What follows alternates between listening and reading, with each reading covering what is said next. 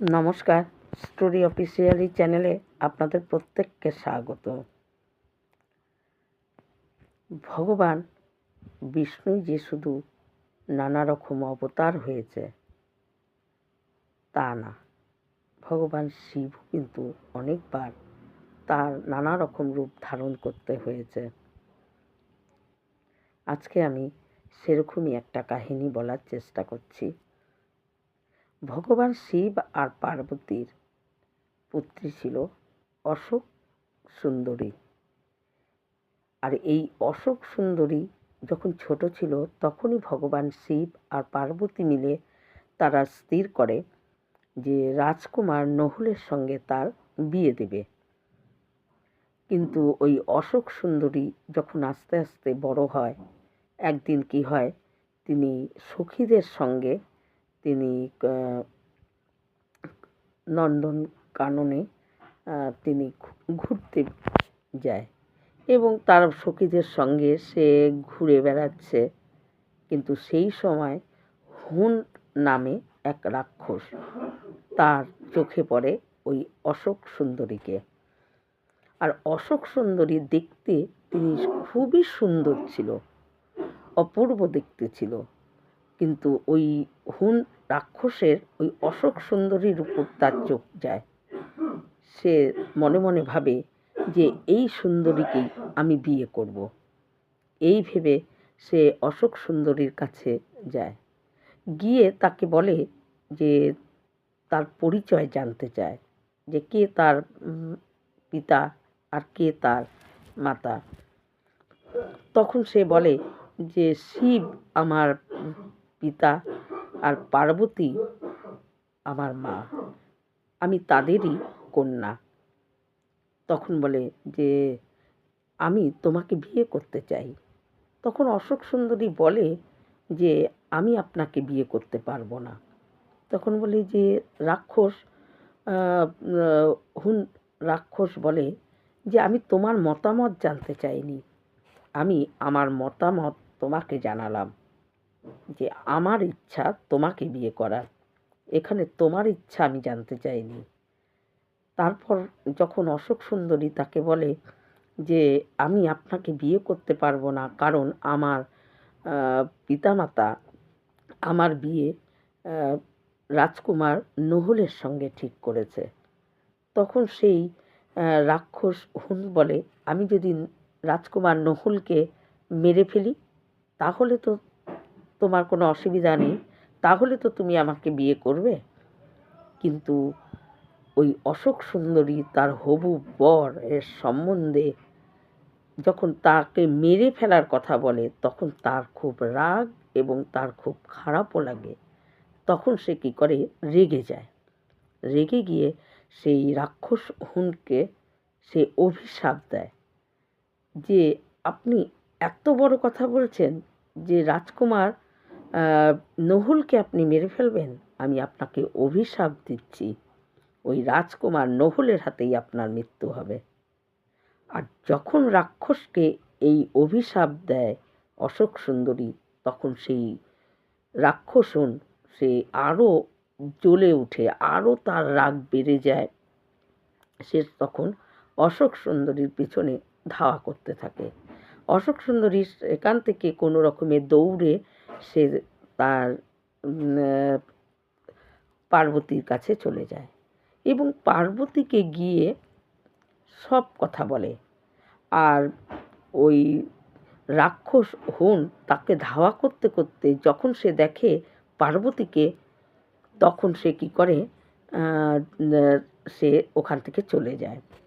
কিন্তু অশোক সুন্দরী পার্বতীকে যখন সমস্ত কথা বলে যে রাজকুমার নহুলকে সে মারতে চায়, মেরে আমাকে বিয়ে করতে চায়, আমাকে বিয়ে করার জন্য সে এরকম কথা বলে, এই কথা শুনে তখন মা পার্বতী তিনি এতটা রেগে যান, তিনি সেই পার্বতী রূপ থেকে ভয়ঙ্কর রূপ তিনি ধারণ করে, মহাকালী রূপ তিনি ধারণ করে। আর তার রাগ, তার তেজ, তার জ্বালামুখী যেন এমনভাবে তেজ হয়, মনে হচ্ছে যেন পৃথিবী ধ্বংস হয়ে যাবে। পৃথিবীতে ভূকম্পর মতন কাঁপতে শুরু হয়ে গেছে, তখন দেবতারা এই মহাকালীর এই তেজ, এই রাগ, এই ক্রোধ দেখে দেবতারা ভয় পেয়ে যায়। দেবতারা তখন ব্রহ্মার কাছে যায়। ব্রহ্মার কাছে গিয়ে বলে যে আপনি কোনো রকম ব্যবস্থা করুন যাতে এই মহাকালীর রাগ শান্ত করার, না হলে কিন্তু এই সৃষ্টি নষ্ট হয়ে যাবে, পৃথিবীতে প্রলয় এসে যাবে। তখন ওই ব্রহ্মা বলে যে আমিও এই মহাকালীর রাগ আর তার ক্রোধের জন্য চিন্তিত, তাই চলো সবাই মিলে বিষ্ণুর কাছে গিয়ে বিষ্ণুকে এই কথা আমরা জানাই। তখন দেবতারা ব্রহ্মা সহকারে বিষ্ণুর কাছে যায়। ভগবান বিষ্ণুকে গিয়ে তখন ব্রহ্মা এ কথা বলে যে হে বিষ্ণু, আপনি এই মহাকালীর যাতে রাগ তার ক্রোধ শান্ত করার ব্যবস্থা করুন, নাই কিন্তু এই পৃথিবী নষ্ট হয়ে যাবে আর প্রলয় এসে যাবে। এই মহাকালীর যে এত রাগ আর এই জ্বালামুখীতে যেন পৃথিবী কম্পিত হতে শুরু হয়ে গেছে, এই রকমভাবে যদি চলতে থাকে তাহলে কিন্তু পৃথিবী নষ্ট হয়ে যাবে।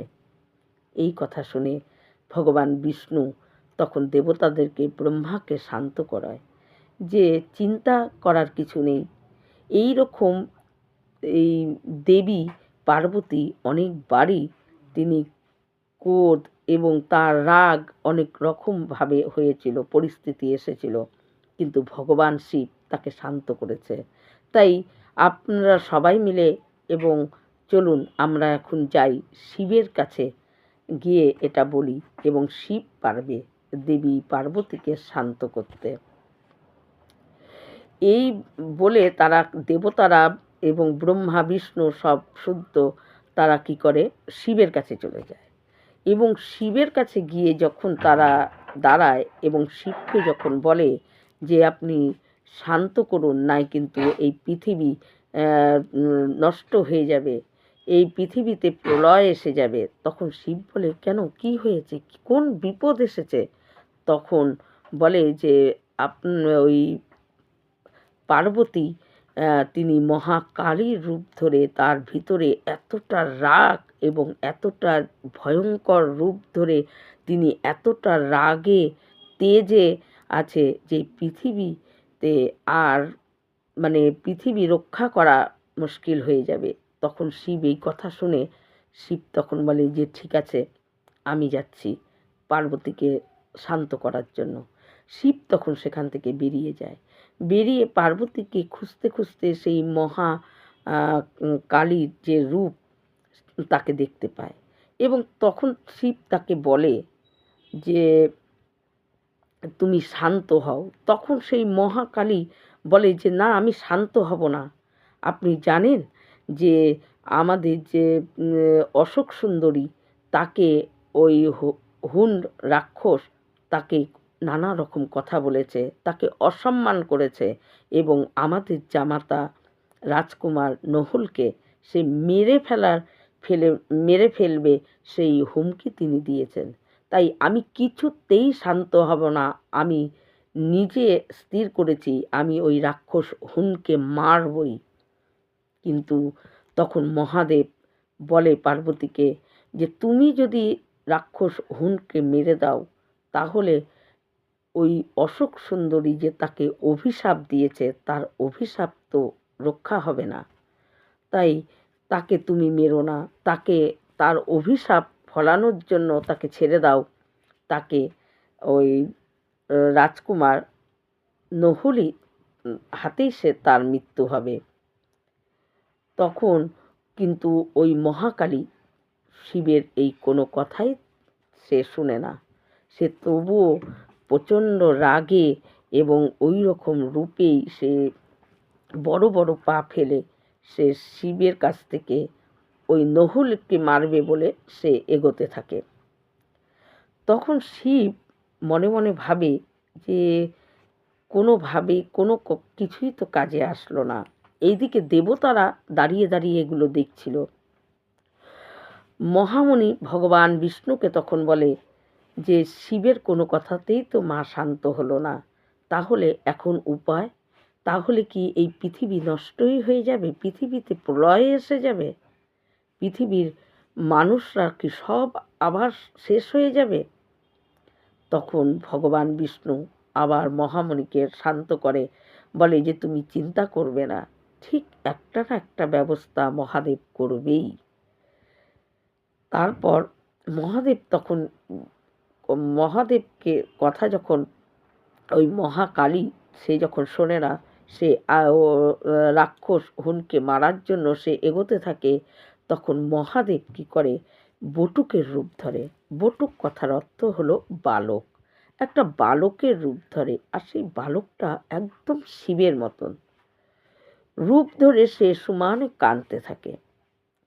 এত জোরে জোরে কাঁদছে যাতে ওই মহাকালীর কানে সেই কান্নার শব্দ শুনতে পায়, এবং মহাকালী যখন সেই কান্না শুনতে পায় এবং তাকিয়ে দেখে একটা বালক কাঁদছে, তখন সে কী করে সেই বালকের কান্না দেখে তার ভিতরে যে মমতাময়ী যে মা, আসলে তিনি তো জগৎ জননী, তিনি যতই ভয়ঙ্করী রূপ ধরুক, মহাকালীর রূপ ধরুক, কিন্তু তার ভিতরে তো মমতাময়ী, তিনি তো জগৎ জননী।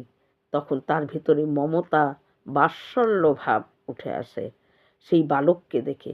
তখন সে মনে মনে ভাবে, কে এমন প্রাসান হৃদয় যে এই গভীর জঙ্গলের মধ্যে একটা বালককে ছেড়ে দিয়েছে, এবং সেই বালক কাঁদছে। তখন সে আস্তে আস্তে বালকের কাছে যায়। বালকের কাছে গিয়ে সেই বালক যখন তাও কেঁদেই যাচ্ছে, তাকে দেখেও শান্ত হচ্ছে না, তখন তাকে দুহাত দিয়ে কোলে তুলে নেয়। কিন্তু কোলে নেওয়ার পরও সেই বালকের কান্না কিছুতেই কমে না। তখন সেই মহাকালী ভাবে যে আমার এই ভয়ঙ্কর রূপ দেখে হয়তো এই বালকের কান্না থামছে না, এই বালক হয়তো আমাকে দেখে ভয় পাচ্ছে, তাই তো সে কিছুতেই কান্না তার কমছে না। তখন সে কী করে, নিজের ওই ভয়ঙ্করী রূপ এবং তার রাগ শান্ত হয়ে যায়, সে তখন পার্বতীর রূপ নেয়, নিয়ে তারপর সেই বালকের কান্না কমে যায়। তখন দেবতারা তার কাছে আসে, এসে বলে, ব্রহ্মা তখন পার্বতীকে বলে যে মা, তুমি ভালো করে চেয়ে দেখো তো, এই বালককে তুমি কি চিনতে পারো? তুমি দেখো তো। তখন পার্বতী ভালো করে দেখে যে শিবের মতনই কিন্তু বালক। তখন বলে, ব্রহ্মা বিষ্ণু বলে যে এ আর অন্য কোনো বালক না, এ হলো ভগবান শিব মহাদেব। তিনি বালক সেজে তোমার রাগ শান্ত করার জন্য তিনি বালকের রূপ ধারণ করেছে।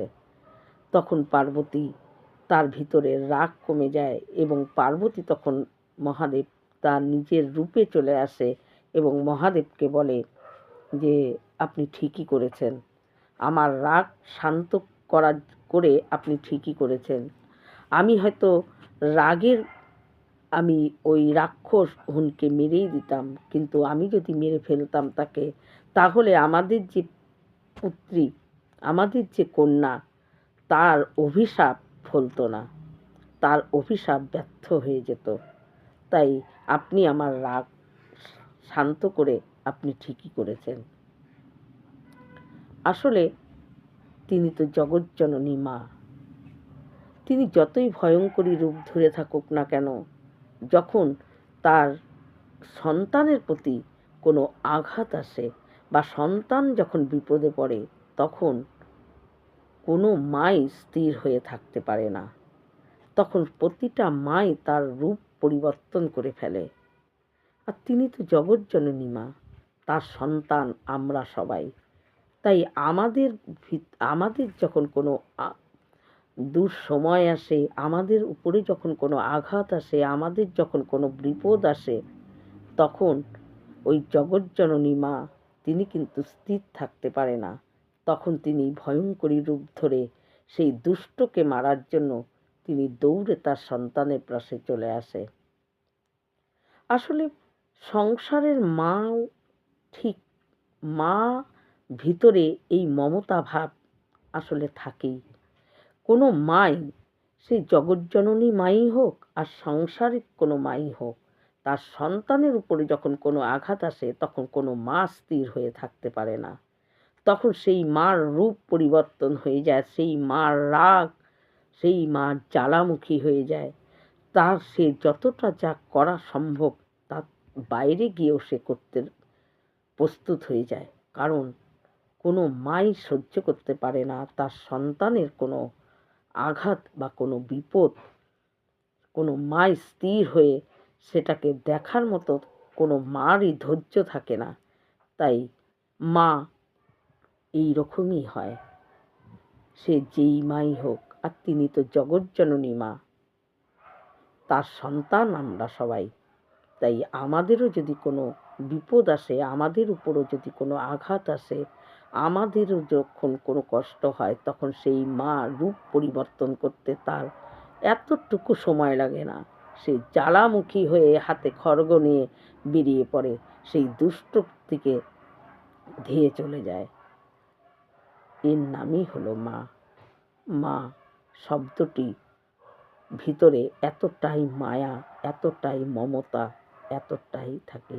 একটা মা সব সহ্য করতে পারে, কিন্তু তার সন্তানের কোনো বিপদ, কোনো আঘাত সেই মা সহ্য করতে পারে না। সে যেই মাই হোক, সাংসারিক মাই হোক আর জগৎজননী মাই হোক, প্রতিটা মায়েরই একই রকম অবস্থা হয়, একই রকম রূপ থাকে। এই রকম ভিডিও পাওয়ার জন্য আমার চ্যানেলটিকে সাবস্ক্রাইব করবেন। নমস্কার।